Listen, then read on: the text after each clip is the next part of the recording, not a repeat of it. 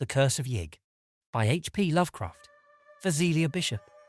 In 1925, I went into Oklahoma looking for snake lore, and I came out with a fear of snakes that will last me the rest of my life.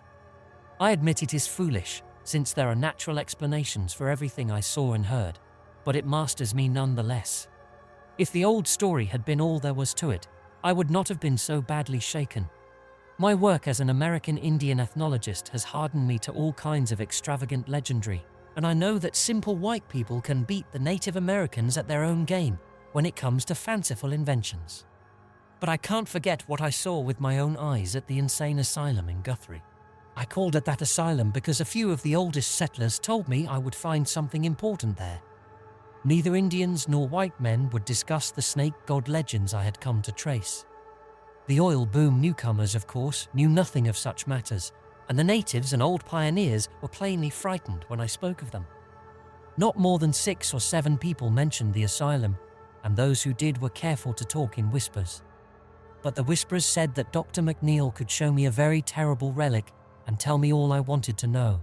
He could explain why Yig, the half-human father of serpents, is a shunned and feared object in central Oklahoma, and why old settlers shiver at the secret Indian orgies which make the autumn days and nights hideous with a ceaseless beating of tom-toms in lonely places.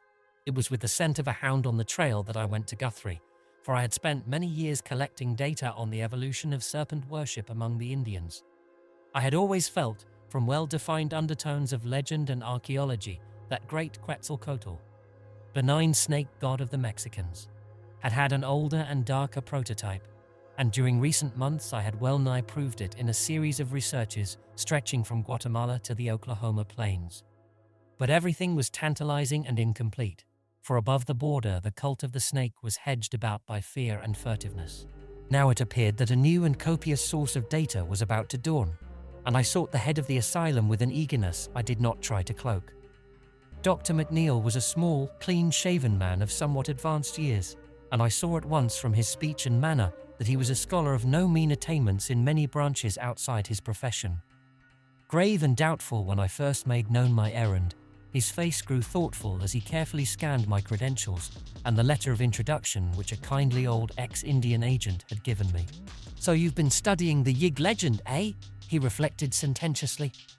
"I know that many of our Oklahoma ethnologists have tried to connect it with Quetzalcoatl, but I don't think any of them have traced the intermediate steps so well. You've done remarkable work for a man as young as you seem to be, and you certainly deserve all the data we can give. I don't suppose old Major Moore or any of the others told you what it is I have here. They don't like to talk about it, and neither do I. It is very tragic and very horrible, but that is all. I refuse to consider it anything supernatural. There's a story about it that I'll tell you after you see it. A devilish sad story, but one that I won't call magic. It merely shows the potency that belief has over some people. I'll admit there are times when I feel a shiver that's more than physical, but in daylight I set all that down to nerves. I'm not a young fellow anymore, alas. To come to the point, the thing I have is what you might call a victim of Yig's curse. A physically living victim. We don't let the bulk of the nurses see it, although most of them know it's here. There are just 2 steady old chaps whom I let feed it and clean out its quarters. Used to be 3, but good old Stevens passed on a few years ago. I suppose I'll have to break in a new group pretty soon, for the thing doesn't seem to age or change much, and we old boys can't last forever. Maybe the ethics of the near future will let us give it a merciful release, but it's hard to tell. Did you see that single ground glass basement window over in the east wing when you came up the drive? That's where it is. I'll take you there myself now. You needn't make any comment. Just look through the movable panel in the door and thank God the light isn't any stronger. Then I'll tell you the story, or as much as I've been able to piece together. We walked downstairs very quietly and did not talk as we threaded the corridors of the seemingly deserted basement. Dr. McNeil unlocked a grey painted steel door, but it was only a bulkhead leading to a further stretch of hallway. At length he paused before a door marked B116, opened a small observation panel which he could use only by standing on tiptoe, and pounded several times upon the painted metal, as if to arouse the occupant, whatever it might be. A faint stench came from the aperture as the doctor unclosed it, and I fancied his pounding elicited a kind of low, hissing response. Finally, he motioned me to replace him at the peephole, and I did so with a causeless and increasing tremor. The barred ground glass window, close to the earth outside, admitted only a feeble and uncertain pallor, and I had to look into the malodorous den for several seconds before I could see what was crawling and wriggling about on the straw-covered floor, emitting every now and then a weak and vacuous hiss. Then the shadowed outlines began to take shape, and I perceived that the squirming entity bore some remote resemblance to a human form laid flat on its belly. I clutched at the door handle for support as I tried to keep from fainting. The moving object was almost of human size and entirely devoid of clothing. It was absolutely hairless, and its tawny-looking back seemed subtly squamous in the dim, ghoulish light. Around the shoulders it was rather speckled and brownish, and the head was very curiously flat. As it looked up to hiss at me, I saw that the beady little black eyes were damnably anthropoid, but I could not bear to study them long. They fastened themselves on me with a horrible persistence, so that I closed the panel gaspingly and left the creature to wriggle about unseen in its matted straw and spectral twilight. I must have reeled a bit, for I saw that the doctor was gently holding my arm as he guided me away. I was stuttering over and over again. "B, but for God's sake, what is it?" Dr. McNeil told me the story in his private office as I sprawled opposite him in an easy chair. The gold and crimson of late afternoon changed to the violet of early dusk, but still I sat awed and motionless. I resented every ring of the telephone and every whir of the buzzer, and I could have cursed the nurses and internests whose knocks now and then summoned the doctor briefly to the outer office. Night came, and I was glad my host switched on all the lights. Scientist though I was, my zeal for research was half forgotten amidst such breathless ecstasies of fright as a small boy might feel when whispered witch tales go the rounds of the chimney corner. It seems that Yig, the snake god of the Central Plains tribes, presumably the primal source of the more southerly Quetzalcoatl or Kukulkan, was an odd, half-anthropomorphic devil of highly arbitrary and capricious nature. He was not wholly evil, and was usually quite well disposed toward those who gave proper respect to him and his children, the serpents.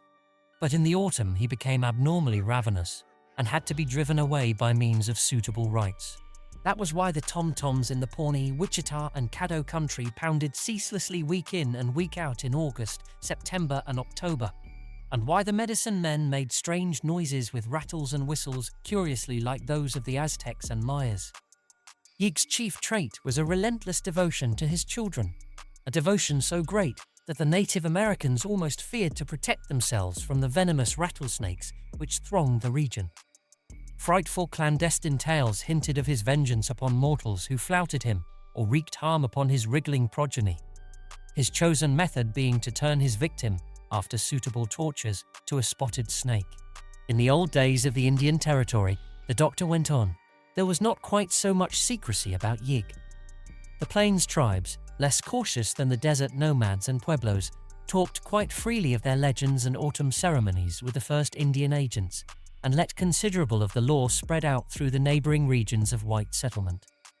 The great fear came in the land rush days of '89, when some extraordinary incidents had been rumored, and the rumors sustained, by what seemed to be hideously tangible proofs. Indians said that the new white men did not know how to get on with Yig, and afterward the settlers came to take that theory at face value.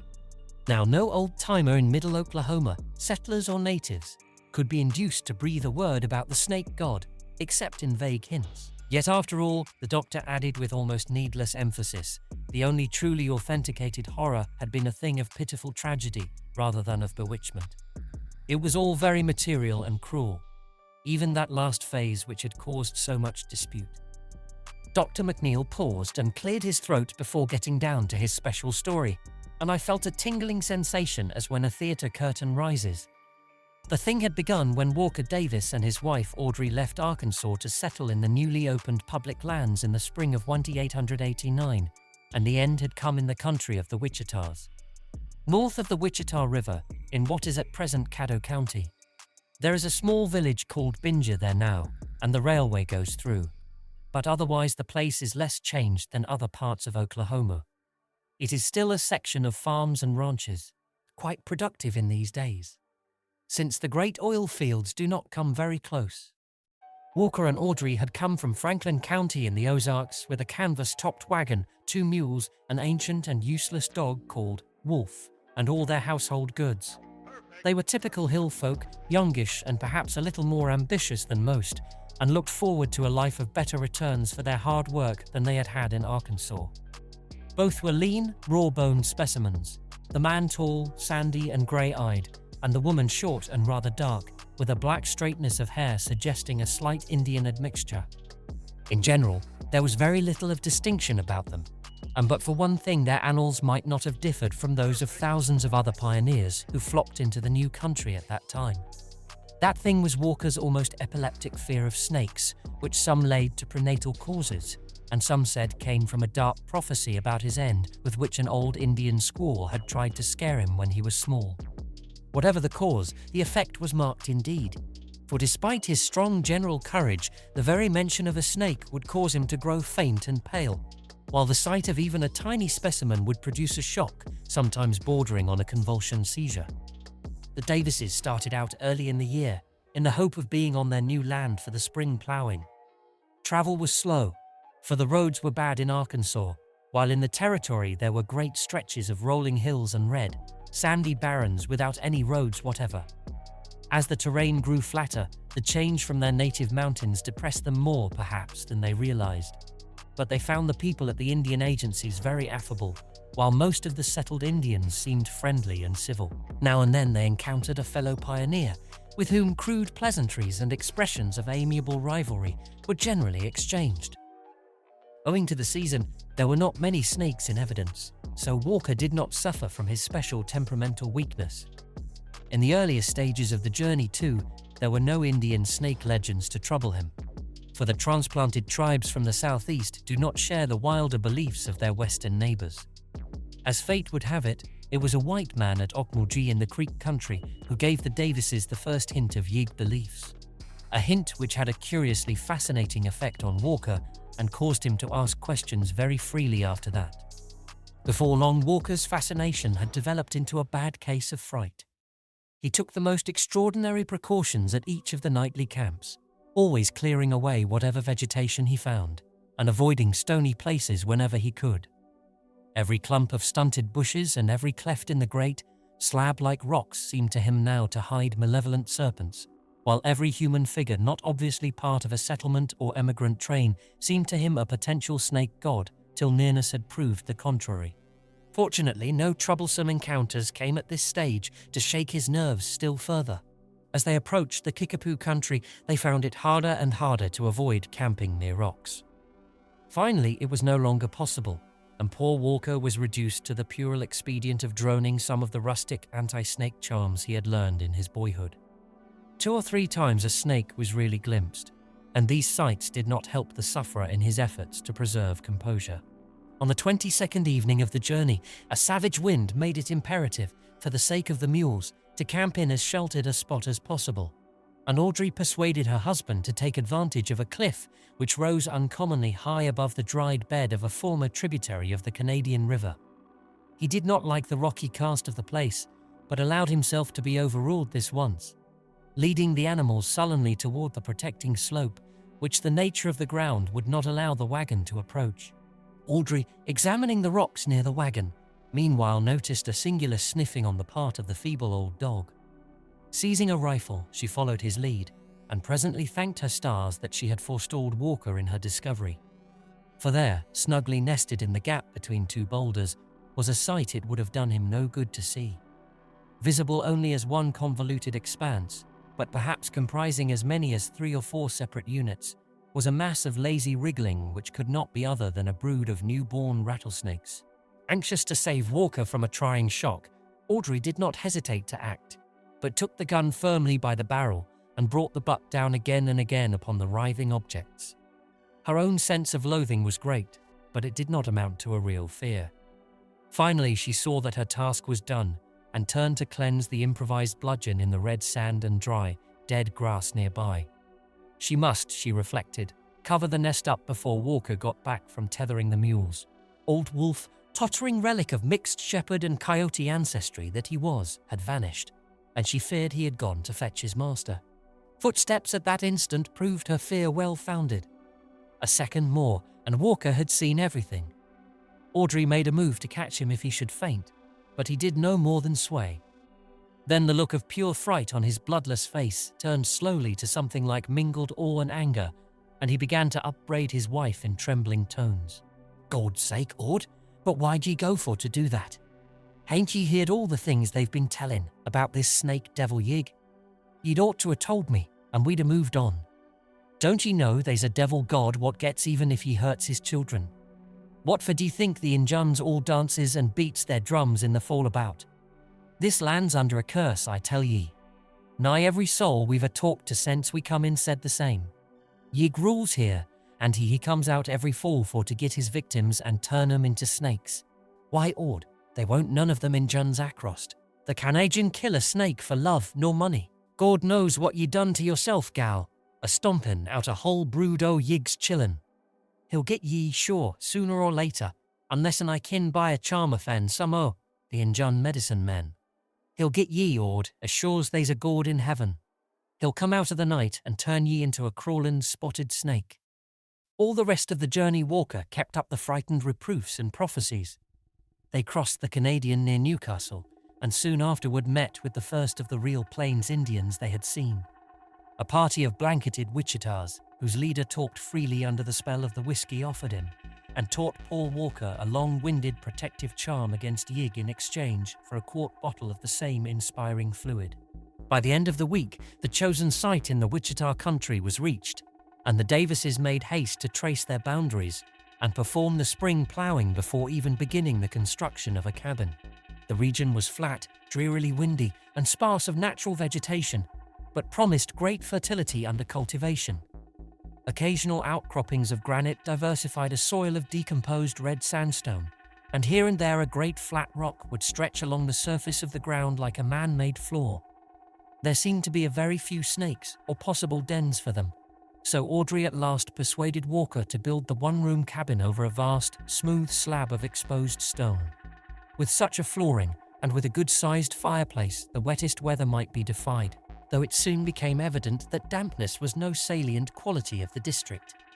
Logs were hauled in the wagon from the nearest belt of woods, many miles toward the Wichita Mountains. Walker built his wide chimneyed cabin and crude barn with the aid of some of the other settlers, though the nearest one was over a mile away. In turn, he helped his helpers at similar house raisings, so that many ties of friendship sprang up between the new neighbors. There was no town worthy the name nearer than El Reno, on the railway 30 miles or more to the northeast, and before many weeks had passed, the people of the section had become very cohesive despite the wideness of their scattering. The Indians, a few of whom had begun to settle down on ranches, were for the most part harmless, though somewhat quarrelsome when fired by the liquid stimulation which found its way to them despite all government bans. Of all the neighbors, the Davises found Joe and Sally Compton, who likewise hailed from Arkansas, the most helpful and congenial. Sally is still alive, known now as Grandma Compton, and her son Clyde, then an infant in arms, has become one of the leading men of the state. Sally and Audrey used to visit each other often, for their cabins were only 2 miles apart, and in the long spring and summer afternoons they exchanged many a tale of old Arkansas and many a rumor about the new country.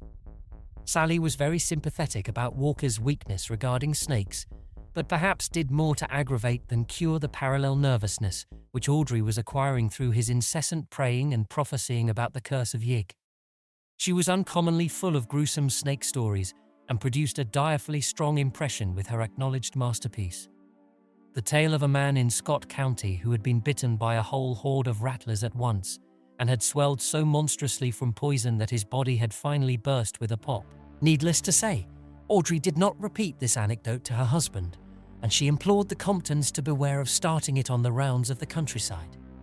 It is to Joe's and Sally's credit that they heeded this plea with the utmost fidelity. Walker did his corn planting early, and in midsummer improved his time by harvesting a fair crop of the native grass of the region. With the help of Joe Compton, he dug a well which gave a moderate supply of very good water, though he planned to sink an artesian later on. He did not run into many serious snake scares, and made his land as inhospitable as possible for wriggling visitors. Every now and then he rode over to the cluster of thatched, conical huts which formed the main village of the Wichitas, and talked long with the old men and shamans about the snake god and how to nullify his wrath. Charms were always ready in exchange for whiskey, but much of the information he got was far from reassuring. Yig was a great god. He was bad medicine. He did not forget things. In the autumn his children were hungry and wild, and Yig was hungry and wild too. All the tribes made medicine against Yig when the corn harvest came. They gave him some corn and danced in proper regalia to the sound of whistle, rattle and drum. They kept the drums pounding to drive Yig away, and called down the aid of Tarawa, whose children men are, even as the snakes are Yig's children. It was bad that the squaw of Davis killed the children of Yig. Let Davis say the charms many times when the corn harvest comes. Yig is Yig. Yig is a great god. By the time the corn harvest did come, Walker had succeeded in getting his wife into a deplorably jumpy state. His prayers and borrowed incantations came to be a nuisance, and when the autumn rites of the Indians began, there was always a distant wind-borne pounding of tom-toms to lend an added background of the sinister. It was maddening to have the muffled clatter always stealing over the wide red plains.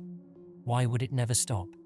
Day and night, week on week, it was always going in exhaustless relays, as persistently as the red dusty winds that carried it. Audrey loathed it more than her husband did, for he saw in it a compensating element of protection. It was with this sense of a mighty, intangible bulwark against evil that he got in his corn crop and prepared cabin and stable for the coming winter. The autumn was abnormally warm, and except for their primitive cookery, the Davises found scant use for the stone fireplace Walker had built with such care. Something in the unnaturalness of the hot dust clouds preyed on the nerves of all the settlers, but most of all on Audrey's and Walker's. The notions of a hovering snake curse and the weird, endless rhythm of the distant Indian drums formed a bad combination which any added element of the bizarre went far to render utterly unendurable. Notwithstanding this strain, several festive gatherings were held at one or another of the cabins after the crops were reaped, keeping naively alive in modernity those curious rites of the harvest home which are as old as human agriculture itself. Lafayette Smith, who came from southern Missouri and had a cabin about 3 miles east of Walker's, was a very passable fiddler, and his tunes did much to make the celebrants forget the monotonous beating of the distant tom-toms. Then Halloween drew near, and the settlers planned another frolic. This time, had they but known it, of a lineage older than even agriculture. The dread witch Sabbath of the primal pre-Aryans, kept alive through ages in the midnight blackness of secret woods, and still hinting at vague terrors under its latter-day mask of comedy and lightness. Halloween was to fall on a Thursday, and the neighbors agreed to gather for their first revel at the Davis cabin. It was on that 31st of October that the warm spell broke. The morning was grey and leaden, and by noon the incessant winds had changed from searingness to rawness. People shivered all the more because they were not prepared for the chill, and Walker Davis, old dog Wolf, dragged himself wearily indoors to a place beside the hearth. But the distant drums still thumped on, nor were the white citizenry less inclined to pursue their chosen rites. As early as 4 in the afternoon, the wagons began to arrive at Walker's cabin, and in the evening, after a memorable barbecue, Lafayette Smith's fiddle inspired a very fair-sized company to great feats of saltatory grotesqueness in the one good-sized but crowded room.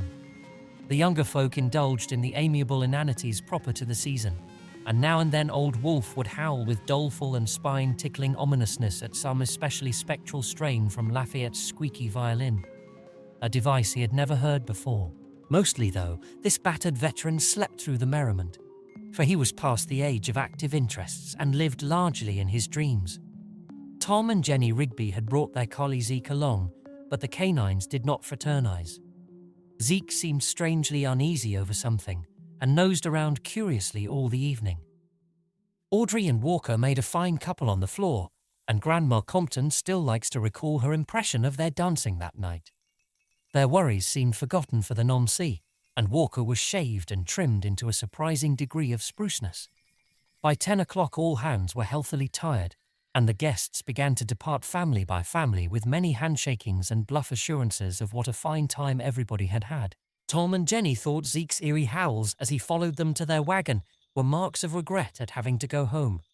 though Audrey said it must be the faraway tom-toms which annoyed him, for the distant thumping was surely ghastly enough after the merriment within.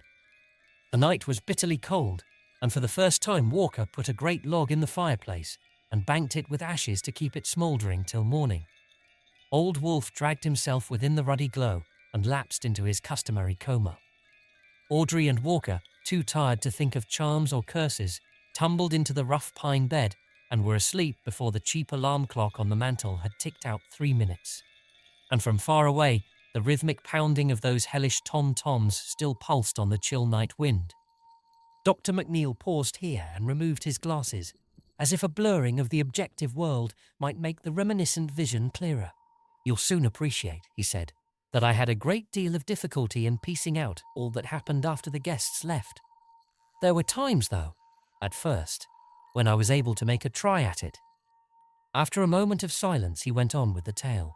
Audrey had terrible dreams of Yig, who appeared to her in the guise of Satan as depicted in cheap engravings she had seen. It was indeed from an absolute ecstasy of nightmare that she started suddenly awake to find Walker already conscious and sitting up in bed. He seemed to be listening intently to something, and silenced her with a whisper when she began to ask what had roused him. "Hark, Aud," he breathed. "Don't ye hear something a-singing and buzzing and rustling? D'ye reckon it's the fall crickets?" Certainly, there was distinctly audible within the cabin such a sound as he had described. Audrey tried to analyze it, and was impressed with some element at once horrible and familiar, which hovered just outside the rim of her memory, and beyond it all, waking a hideous thought, the monotonous beating of the distant tom-toms came incessantly across the black plains on which a cloudy half-moon had set. "Walker, I suppose it's the Curse o' Yig." She could feel him tremble. "No, gal, I don't reckon he comes that-a-way. He's shapen like a man, except ye look at him clost. That's what Chief Grey Eagle says. This here's some varmints comin' out-en the cold. Not crickets, I calc'late, but summat like 'em. I'd oughter git up and stomp 'em out afore they make much headway or git at the cupboard." He rose, felt for the lantern that hung within easy reach, and rattled the tin matchbox nailed to the wall beside it. Audrey sat up in bed and watched the flare of the match grow into the steady glow of the lantern. Then, as their eyes began to take in the whole of the room, the crude rafters shook with the frenzy of their simultaneous shriek. For the flat, rocky floor, revealed in the new-born illumination, was one seething, brown-speckled mass of wriggling rattlesnakes, slithering toward the fire, and even now turning their loathsome heads to menace the fright-blasted lantern-bearer. It was only for an instant that Audrey saw the things. The reptiles were of every size, of uncountable numbers, and apparently of several varieties. And even as she looked, 2 or 3 of them reared their heads as if to strike at Walker. She did not faint. It was Walker's crash to the floor that extinguished the lantern and plunged her into blackness. He had not screamed a second time. Fright had paralyzed him, and he fell as if shot by a silent arrow from no mortal's bow. To Audrey, the entire world seemed to whirl about fantastically, mingling with the nightmare from which she had started. Voluntary motion of any sort was impossible, for will and the sense of reality had left her. She fell back inertly on her pillow, hoping that she would wake soon. No actual sense of what had happened penetrated her mind for some time. Then, little by little, the suspicion that she was really awake began to dawn on her, and she was convulsed with a mounting blend of panic and grief, which made her long to shriek out despite the inhibiting spell which kept her mute. Walker was gone, and she had not been able to help him. He had died of snakes, just as the old witch woman had predicted when he was a little boy. Poor Wolf had not been able to help either. Probably he had not even awaked from his senile stupor. And now the crawling things must be coming for her, writhing closer and closer every moment in the dark, perhaps even now twining slipperily about the bedposts and oozing up over the coarse woolen blankets. Unconsciously she crept under the clothes and trembled. It must be the Curse of Yig. He had sent his monstrous children on All Hallows Night, and they had taken Walker first. Why was that? Wasn't he innocent enough? Why not come straight for her? Hadn't she killed those little rattlers alone? Then she thought of the curse's form as told by the Indians. She wouldn't be killed, just turned to a spotted snake. Ugh, so she would be like those things she had glimpsed on the floor. those things which Yig had sent to get her and enroll her among their number. She tried to mumble a charm that Walker had taught her, but found she could not utter a single sound. The noisy ticking of the alarm clock sounded above the maddening beat of the distant tom-toms. The snakes were taking a long time. Did they mean to delay on purpose to play on her nerves? Every now and then she thought she felt a steady, insidious pressure on the bedclothes, but each time it turned out to be only the automatic twitchings of her overwrought nerves. The clock ticked on in the dark, and a change came slowly over her thoughts. Those snakes couldn't have taken so long. They couldn't be Yig's messengers after all, but just natural rattlers that were nested below the rock and had been drawn there by the fire. They weren't coming for her, perhaps. Perhaps they had sated themselves on poor Walker. Where were they now? Gone, coiled by the fire, still crawling over the prone corpse of their victim. The clock ticked, and the distant drums throbbed on. At the thought of her husband's body lying there in the pitch blackness, a thrill of purely physical horror passed over Audrey. That story of Sally Compton's about the man back in Scott County. He, too, had been bitten by a whole bunch of rattlesnakes, and what had happened to him. The poison had rotted the flesh and swelled the whole corpse, and in the end the bloated thing had burst horribly with a detestable popping noise. Was that what was happening to Walker down there on the rock floor? Instinctively, she felt she had begun to listen for something too terrible even to name to herself. The clock ticked on, keeping a kind of mocking, sardonic time with the far-off drumming that the night wind brought. She wished it were a striking clock, so that she could know how long this eldritch vigil must last. She cursed the toughness of fibre that kept her from fainting, and wondered what sort of relief the dawn could bring after all. Probably neighbours would pass. No doubt somebody would call. Would they find her still sane? Was she still sane now? Morbidly listening, Audrey all at once became aware of something which she had to verify with every effort of her will before she could believe it, and which, once verified, she did not know whether to welcome or dread. The distant beating of the Indian tom-toms had ceased. They had always maddened her, but had not Walker regarded them as a bulwark against nameless evil from outside the universe? What were some of those things he had repeated to her in whispers after talking with Grey Eagle and the Wichita medicine men? She did not relish this new and sudden silence after all. There was something sinister about it. The loud ticking clock seemed abnormal in its new loneliness. Capable at last of conscious motion, she shook the covers from her face and looked into the darkness toward the window. It must have cleared after the moon set, for she saw the square aperture distinctly against the background of stars. Then without warning came that shocking, unutterable sound. Ugh, that dull, putrid pop of cleft skin and escaping poison in the dark. God, Sally's story. That obscene stench and this gnawing, clawing silence, it was too much. The bonds of muteness snapped, and the black night waxed reverberant with Audrey's screams of stark, unbridled frenzy. Consciousness did not pass away with the shock. How merciful if only it had. Amidst the echoes of her shrieking, Audrey still saw the star-sprinkled square of window ahead and heard the doom-boding ticking of that frightful clock. Did she hear another sound? Was that square window still a perfect square? She was in no condition to weigh the evidence of her senses or distinguish between fact and hallucination. No, that window was not a perfect square. Something had encroached on the lower edge. Nor was the ticking of the clock the only sound in the room. There was, beyond dispute, a heavy breathing neither her own nor poor Wolf's. Wolf slept very silently, and his wakeful wheezing was unmistakable. Then Audrey saw against the stars the black, demoniac silhouette of something anthropoid. The undulant bulk of a gigantic head and shoulders fumbling slowly toward her. Yeah, go away, go away, go away, snake devil. Go away, Yig. I didn't mean to kill them. I was feared he'd be scared of them. Don't, Yig, don't. I didn't go for to hurt your chillun. Don't come nigh me. Don't change me into no-spotted snake. But the half-formless head and shoulders only lurched onward toward the bed, very silently. Everything snapped at once inside Audrey's head, and in a second she had turned from a cowering child to a raging madwoman. She knew where the axe was, hung against the wall on those pegs near the lantern. It was within easy reach, and she could find it in the dark. Before she was conscious of anything further, it was in her hands, and she was creeping toward the foot of the bed. toward the monstrous head and shoulders that every moment groped their way nearer. Had there been any light, the look on her face would not have been pleasant to see. "Take that, you, and that, and that, and that." She was laughing shrilly now, and her cackles mounted higher as she saw that the starlight beyond the window was yielding to the dim prophetic pallor of coming dawn. Dr. McNeil wiped the perspiration from his forehead and put on his glasses again. I waited for him to resume, and as he kept silent, I spoke softly. "She lived? She was found? Was it ever explained?" The doctor cleared his throat. "Yes, she lived in a way, and it was explained. I told you there was no bewitchment, only cruel, pitiful material horror. It was Sally Compton who had made the discovery. She had ridden over to the Davis cabin the next afternoon to talk over the party with Audrey, and had seen no smoke from the chimney. That was queer.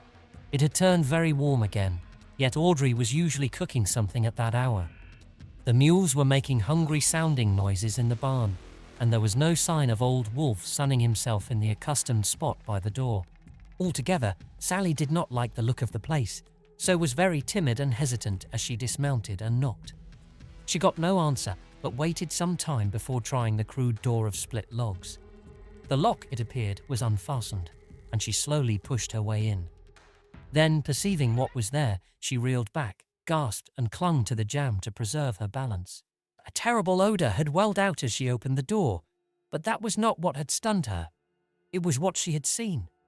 For within that shadowy cabin monstrous things had happened, and 3 shocking objects remained on the floor to awe and baffle the beholder. Near the burned-out fireplace was the great dog. Purple decay on the skin left bare by mange and old age, and the whole carcass burst by the puffing effect of rattlesnake poison. It must have been bitten by a veritable legion of the reptiles. To the right of the door was the axe-hacked remnant of what had been a man, clad in a nightshirt and with the shattered bulk of a lantern clenched in one hand. He was totally free from any sign of snake bite. Near him lay the ensanguined axe, carelessly discarded, and wriggling flat on the floor was a loathsome, vacant-eyed thing that had been a woman, but was now only a mute-mad caricature. All that this thing could do was to hiss and hiss and hiss. Both the doctor and I were brushing cold drops from our foreheads by this time. He poured something from a flask on his desk, took a nip, and handed another glass to me. I could only suggest tremulously and stupidly, so Walker had only fainted that first time. The screams roused him, and the axe did the rest. Yes, Dr. McNeil's voice was low, but he met his death from snakes just the same. It was his fear working in 2 ways. It made him faint, and it made him fill his wife with the wild stories that caused her to strike out when she thought she saw the snake devil. I thought for a moment. And Audrey. Wasn't it queer how the Curse of Yig seemed to work itself out on her? I suppose the impression of hissing snakes had been fairly ground into her. Yes, there were lucid spells at first, but they got to be fewer and fewer. Her hair came white at the roots as it grew, and later began to fall out. The skin grew blotchy, and when she died. I interrupted with a start. Died? Then what was that?